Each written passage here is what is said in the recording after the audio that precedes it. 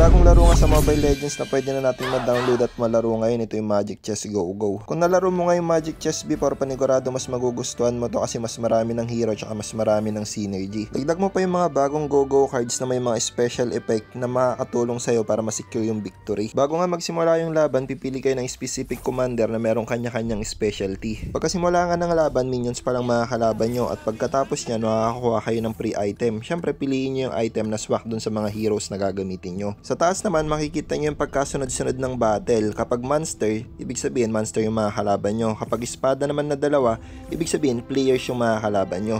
Kapag chess naman, ibig sabihin pipili kayo, it's either hero o kaya naman item din yung makukuha nyo. Sa gilid naman, makikita nyo dyan yung synergy. Isa yun sa pinaka-importante dito sa Magic Chess Go Go. Habang nakakabuo ka kasi ng synergy, na-activate mo rin yung special effects nito.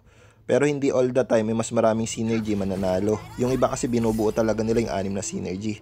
Regarding naman dito sa Go-Go cards, kailangan yung basahin kasi may mga special effects yan. Syempre, piliin nyo yung sa tingin nyo makakatulong sa inyo. At pagdating naman sa mga hero na gagamitin nyo para mapataas yung star level, kailangan mo lang bilhin yung duplicate niya. Kaya ano pang hinihintay nyo, sabay-sabay na nating i-download at laruin tong Magic Chess Go Go. Comment mo na rin sa baba kung taga saan ka para malaman namin kung hanggang saan umabot tong video na to. Follow for more.